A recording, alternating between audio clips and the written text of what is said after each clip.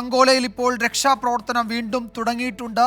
മണ്ണ് മാറ്റുകയാണ് ആ മേഖലയിൽ നിന്ന്. അരുൺ പൂപ്പറമ്പ വിവരങ്ങൾ നൽകും. അരുൺ, ഈ മഴയും അതുപോലെ തന്നെ ആ പുഴയിലെ ശക്തമായ ജലപ്രവാഹവുമാണ് ഈ രക്ഷാപ്രവർത്തനത്തിന് പ്രതിസന്ധി ഉണ്ടാക്കുന്നതെന്ന് ഇപ്പോൾ KB ഗണേഷ് കുമാർ ഗതാഗത മന്ത്രി പറയുകയായിരുന്നു. അദ്ദേഹം അവിടുത്തെ റവന്യൂ മന്ത്രിയുമായും ഗതാഗത മന്ത്രിയുമായും ഒക്കെ സംസാരിച്ചു. നമ്മൾ കരുതിയതുപോലെ വഴിയൊരുക്കൽ എന്നത് ഈ രക്ഷാപ്രവർത്തകർക്ക് എത്താൻ വേണ്ടിയുള്ള വഴിയൊരുക്കലാണ് നടക്കുന്നതെന്നാണ് ഔദ്യോഗികമായി അവിടെ നിന്ന് അറിയിക്കുന്നത്. അപ്പോൾ വീണ്ടും ഈ രക്ഷാപ്രവർത്തനത്തിന്റെ ഭാഗമായ മണ്ണു നീക്കി തുടങ്ങിയിട്ടുണ്ടല്ലേ?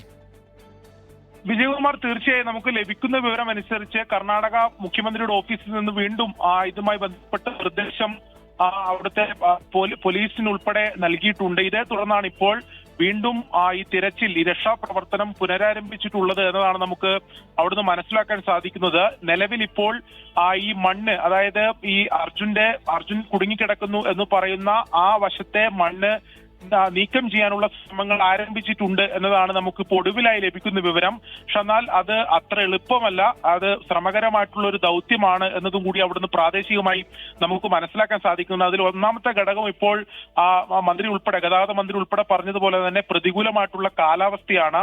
ഒരു തരത്തിലും അവിടെ മഴ തോരുന്നൊരു സാഹചര്യമില്ല.